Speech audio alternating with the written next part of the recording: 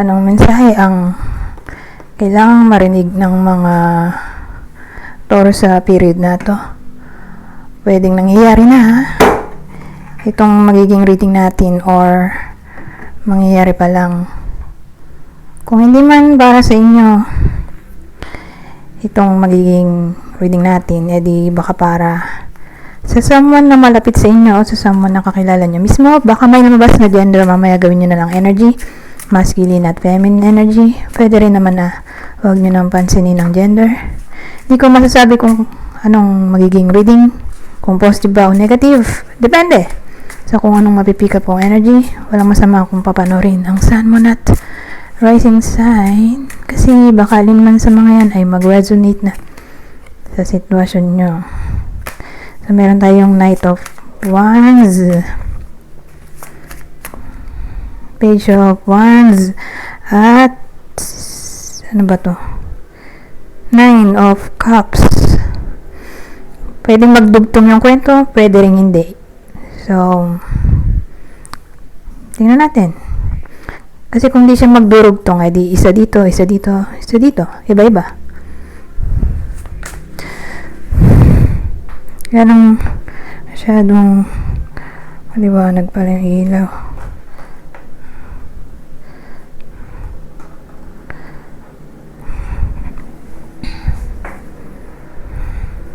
Ano tong Knight of Candles o Knight of Wands?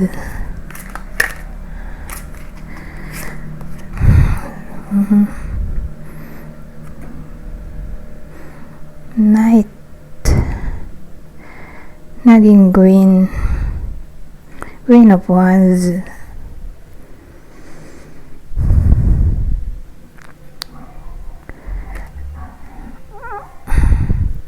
Walang dating sa akin. Maraming taong involved. Dagdagan natin. Eh, ano kasi yan eh. Puro suit. Court cards. Ito. Two of Swords.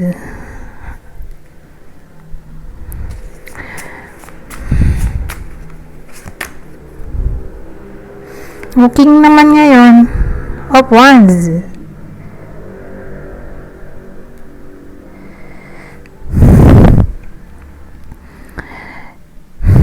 So, yung Knight of Wands, kinlarify ng King at Queen of Wands at Two of Swords.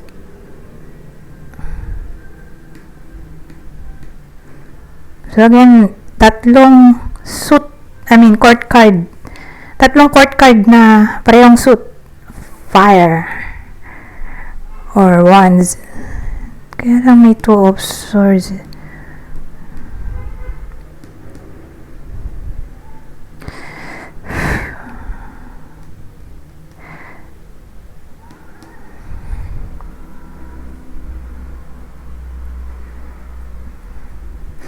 Ang dating kasi sa akin, since maraming ang tao, tatlo pa to, parang isa dito sa magkarelasyon ay may admirer.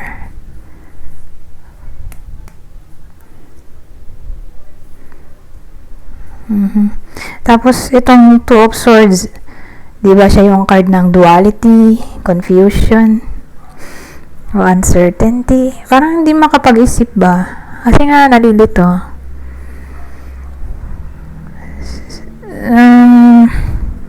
Mukha siyang third party situation. In a way na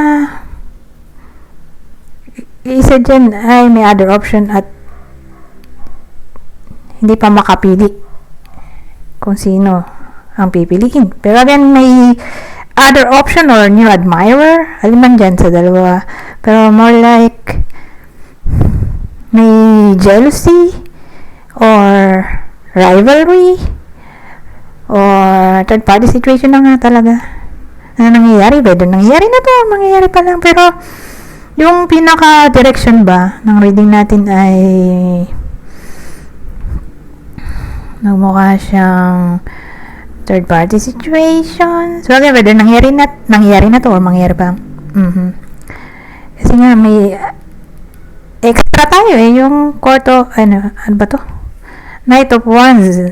So, again, probably admirer or other option na talaga.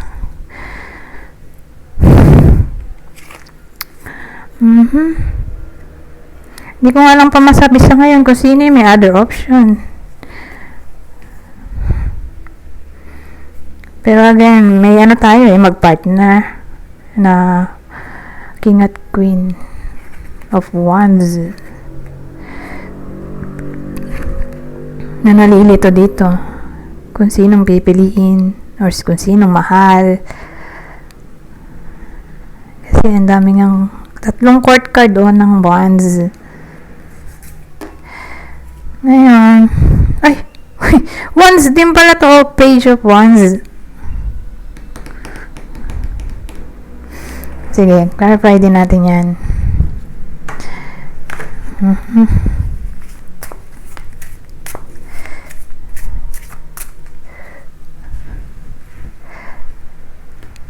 Ayusin ko lang to.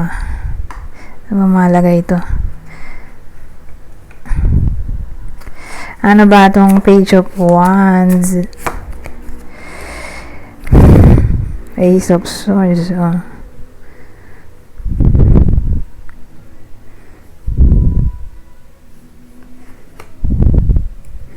Sige, tatloy na natin. Kasi, nasimulan ng tatlo, tatlo na lahat. Kasi usually, ano lang para mabilis. So, para magamit ko to. Para maiba. Iba ng detalye. Or, alam nyo yun, yung bagong info. Pero mukhang di natin magagamit. Tingnan natin kung magagamit pa yun. Kasi, kinaklarify ko na rin siya. Kinaklarify ko na tong reading gamit ito. Pero kung isa lang yan, wala to. Saka yung susunod, isasabay to. Anyways. Ano nga ba to? Page of Wands, ano? Oh, Queen of Needles. Queen of Swords. Six of Cups. Oh! May spark kasing may new spark na nabubuo. May dalawang queen na tayo mukhang lalaki or masculine energy yung may other option.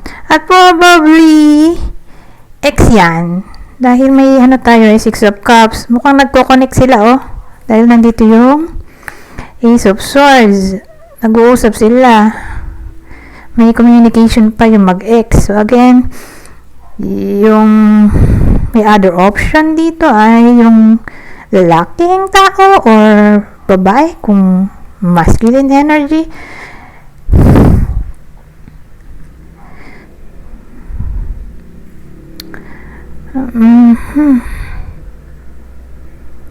So again, more like yung other option or third party ay ex-partner or kundi man ex-partner ay ex-crush or kababata kasi may tayo Six of Cups, kababata, dating ka-workmate, parang nag-connect na sila in the past, ganon. Hindi siya yung someone new, kumbaga may nakaraan na sila, nag-connect na sila in the past, tapos nag-continue ulit yung kanilang connection sa present or sa period na to. OMG. Ayan. Teka. Paano ba to? Ayan. Kailangan kasi sunod-sunod para hindi ako malito. Kasi mamaya baka balikan ko yung mga senaryo. So, dapat sunod-sunod sila para mabilis ko maalala. Six of Cups, ito. Ay, saan ba yun? Ito pala. Ayan, dito na tayo sa future outcome. At last card na to Tingnan natin. Mukhang okay naman eh. Ano to eh? 9 of Cups. Diba? Wish come true. Or fulfillment. In a way na alone. Hindi pa kasi siya 10 of Cups eh. Na pwede mo i-share yung happiness mo sa ibang tao. More like alone. Happy alone. Pero tingnan natin. Ano pang makukuha natin information dito sa tarot na to. Tarot cards. Tatlo ulit. Ito. The Hermit.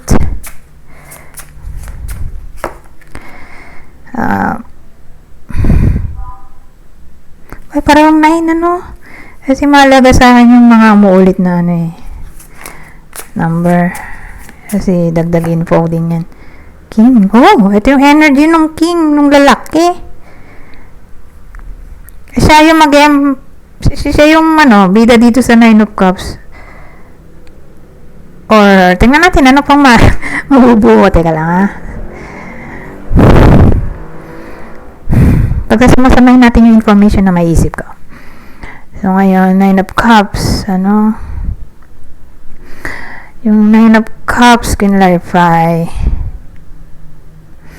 ng The Hermit. Tapos, 6, ano ba to? 4 of Swords at King of Cups. So, again, maulit yung 9, ano? Dagdagin po din yan eh. So, paano ba to?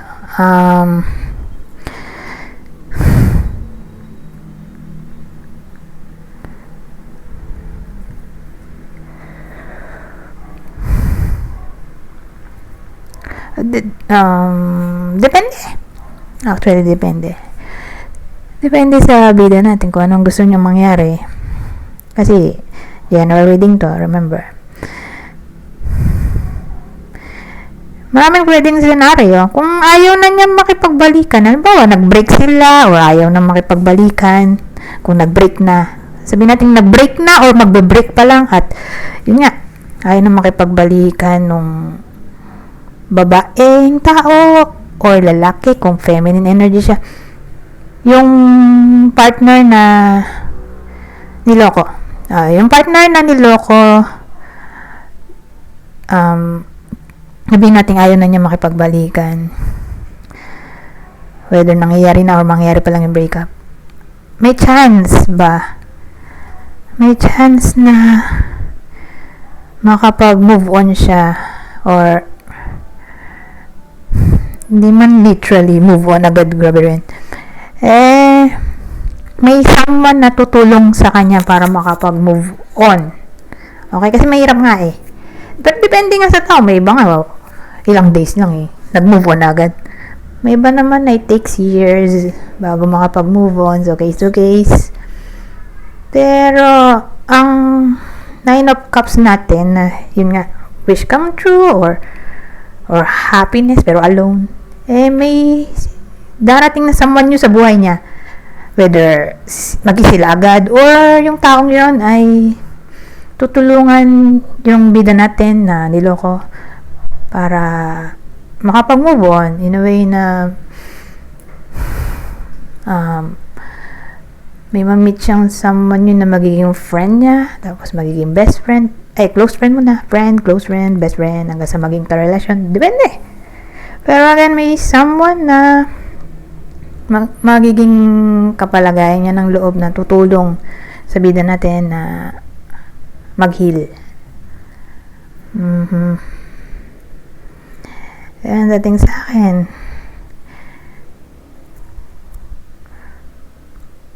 Kasi nga mahirap, 'di ba? Mahirap yung naging sitwasyon niya at nandito tong hermit. Kasi ang hermit isa sa meaning niya ay rogue. Teka, hanapin ko sa dictionary. Nakalimutan ko yung pinaka-meaning pero meaning ng rogue ayon sa Oxford Learner's Dictionary is rogue, something to put red powder. Ay, mali pala. Ano ba yun? Teka. Ay, mali yata yung spelling ko. May spelling nito. Diyos ko po, nakalimutan ko naman.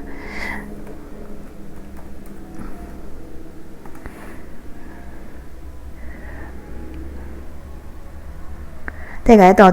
A person who behaves badly, but despite this is quite attractive.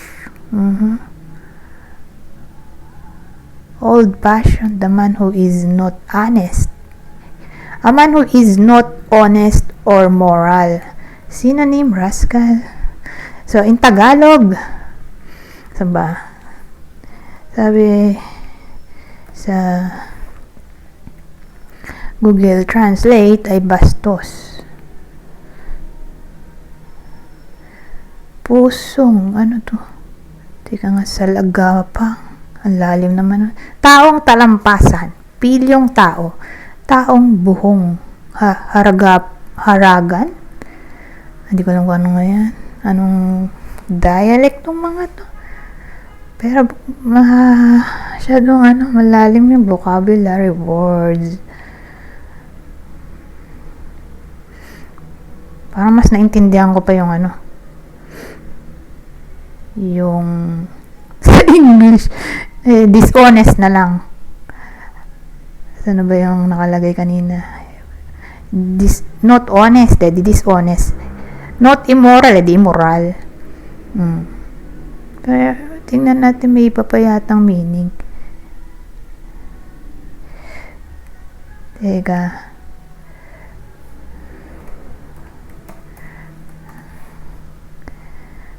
Ito, a person who, sabi naman sa Google dictionary lang nakalagay. Nanap ko sa Google, rogue. A person whose behavior one disapproves of, but who is nonetheless likable or attractive. Teka nga.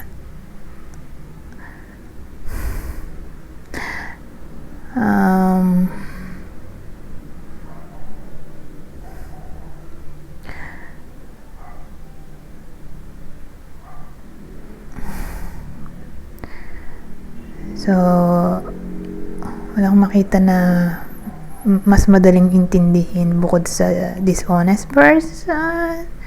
Ayun na nga, a dishonest or unprincipled person, especially a man, rascal, scoundrel.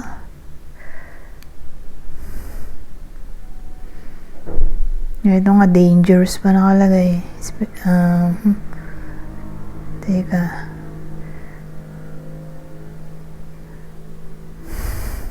Rebellious, dishonest, or unaccountable. Sabi sa AI ng Google. Unaccountable manner, defying authority or accepted norms. It can describe someone mischievous, yet like a ball, or a dangerous, corrupt individual. It also implies isolation, such as a rogue elephant or a rogue wave. Basta ganon. O, diba? Hindi natin talaga maasahan kasi nga immoral or dishonest. Sabi nga dun kanina, may dangerous akong nabasa eh. O unprincipled, rebellious. Diba? Kung rogue. Kasi may maraming meaning tong the hermit. May pa nga, treason. So, marami siyang meaning. Pero dito hindi treason. Ay, pang government naman yun. Hindi siya applicable sa scenario. Pero nasabi ko lang na maraming ang meaning. Hindi lang siya yung wisdom, enlightenment. Partida, hindi pa siya hindi pa siya nakabaliktad. Pero ganun yung meaning, rogue. Ay, ayun sa nabasa ko.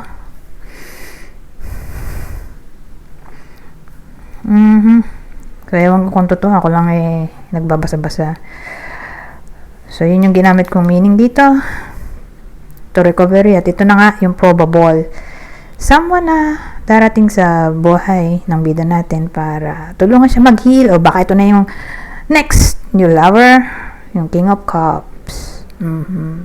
Pero kung ano itsura, probably may edad or mas matanda sa bida natin. Or kung di man ganun ay mas matured mag-isip, lalo na cups to, lalo na kung may kinalaman sa relationship, matured siya mag-isip.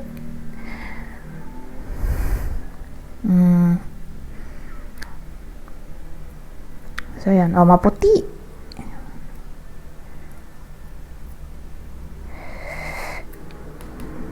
Nakalimutan ko na ibang meaning. Anyways, yun na yung ano natin. Future outcome. Happy ending naman. Pero, hindi pala siya happy ending kung ano, no. Gusto pang i-work out yung connection. Sabihin naman nating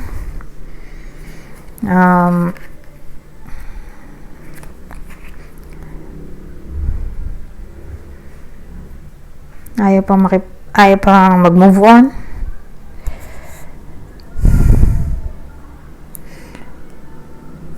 At ayaw mag-attract ng possible new love interest, edi ano to, may tutulong in times of crisis, at yun na nga yung crisis, yung third party situation. So yung King of Cups natin ay may mag-advise tungkol nga sa nangyaring dishonesty. So siya yung magta-try i-heal yung bida natin. Sabihin natin kapatid niya to, tatay, o kaibigan na mas matanda sa kanya, o kuya, uncle, pinsan, basta lalaki na mas matanda sa bida natin, or maputi siguro, or matured siya mag-isip. Sabihin natin di nga matanda, pero kung mapapansin ay matured mag-isip sa relasyon, kasi matagal na sila ng jowa niya. Ayun. So again, kung ayaw mag-attract ng possible new love interest, may mag-advise na lalaki or babae man kung masculine energy, pero isa lang yung kulay maputi.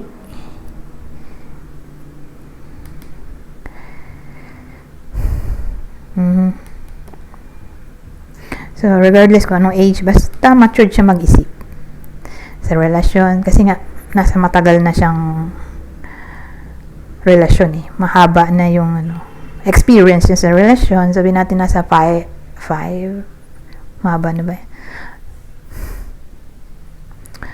8, mga 8 pataas yung relasyon niya currently, baka siya na yun. Siya na yung mag-advise. Anyways, kuha tayo ng advice cards.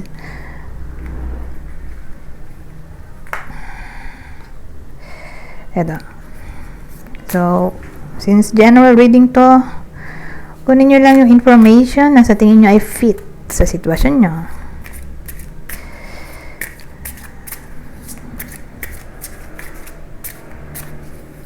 Babasahin ko na naman para mabilis. Madali lang naman intindihin to dahil basic English lang. So sabi, attraction. You attract romantic love by enjoying this moment fully. Dito na yung new love interest na sinasabi ko kanina, na baka ma-attract ng iba sa inyo.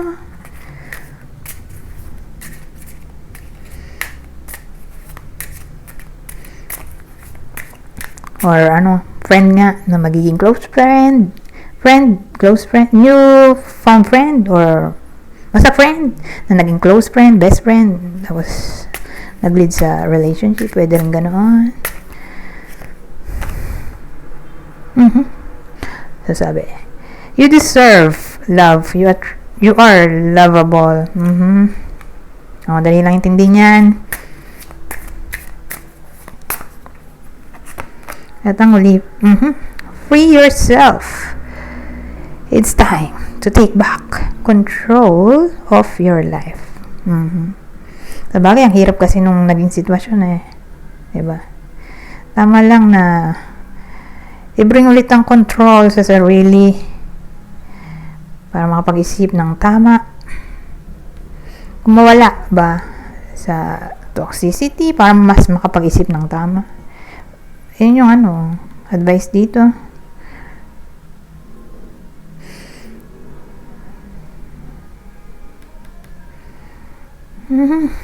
Anyways, dito naman tayo sa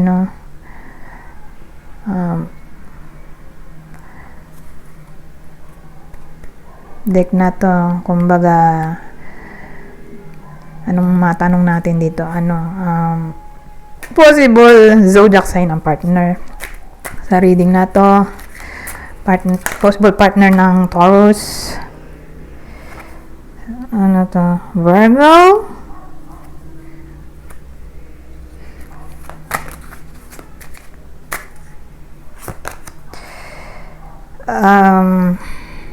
High Priestess. Cancer? Capricorn? Leo. Ngayon, kung di man para sa inyo itong reading, di baka para sa someone na malapit sa inyo o kakilala nyo mismo. So, kunin nyo lang yung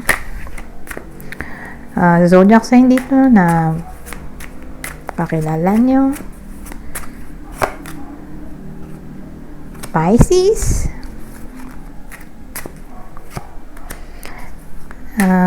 Gemini,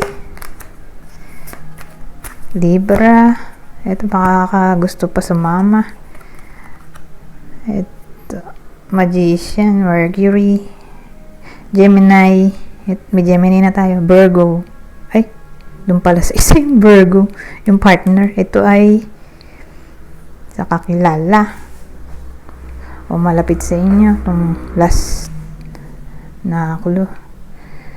So again, Gemini, Virgo. Ito sumobra gusto sumama. Jupiter eto Pisces. Lalo na siguro kung Pisces kasi mulit Pisces, Sagittarius. Anyways, hanggang dito na lang. Goodbye for now.